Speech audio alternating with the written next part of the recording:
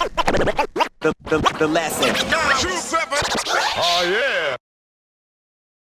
Years ago, NBL players, Australians making it to the NBA was quite rare. It happened, I remember, when Andrew Gaze.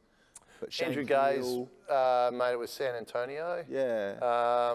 Shane Hill had a Luke run. Longley, obviously, with the Bulls. But the pathway was more you have to go to college and get drafted and get in there. Whereas Andrew Gaze went through Seton Hall, but obviously through his international play got picked. And then Shane Hill got his go with the Timberwolves. And a lot of that was to do with playing against the Dream Team. Yeah, wow. He had 32 or 34 points when we played him.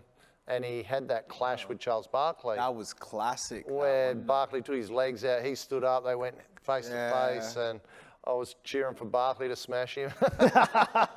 He didn't. He tried, because that was in the game in Salt Lake City prior to the Olympics. Then we played him at the Olympics in the crossover to get to the gold medal game.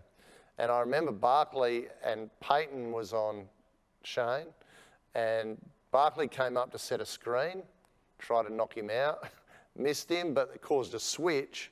So Shane was guarding Barkley down in the block, and Barkley got the ball and swung around with an elbow that would have killed him. But Shane had seen what was happening and just stepped right back, and he just gave him a layup pretty much. But so was it on the after that play on the way back down the court that shit was being? Is that when that? Oh, it was pretty much the whole time. Game, After he took his legs out, they went face to face and created this big scene.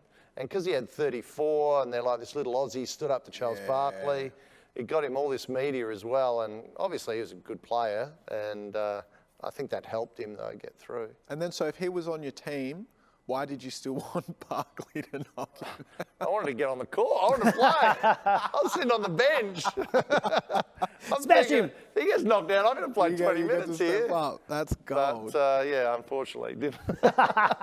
So you had those sorts, you had some players back then. Now it seems like there's a bit more of an avenue. You got your Mitch Creeks and a bunch of other names that I can't remember right now. The one that really stands out, partly because, well, A, he's great. B, I'm pretty sure he's got a ring with the Spurs, maybe a couple. He was at Colonnades like last year, is Patty Mills. And he has had a real good run in the NBA. I guess the question to both of you is, what impact do you think Patty Mills has had on Australian basketball?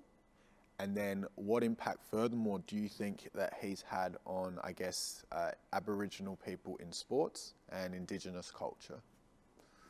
Well, yeah, I had an amazing career. And one of my highlights off the court was I got to present him with his first Olympic singlet, because he took over the number 5 singlet and obviously did a bit better with it than I did. He's using your spirit in the jumper. Exactly, yeah. I gave him everything I had.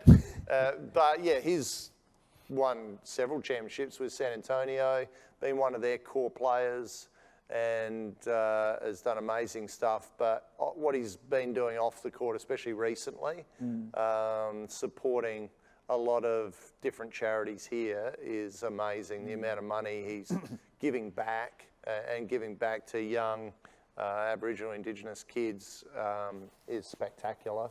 And yeah, he's really, from America, trying to connect as much as he can and help out in as many ways as he can. And I know quite a few people that run some of those charities, and he's doing a great job with them. Yeah, I think the fact that his connection, he's got a great platform to be able to use to make change. Yeah. But then what he's doing with that, and I think the one thing that I love to see, it's kudos to San Antonio too, because they tend to support a lot of the stuff that he does.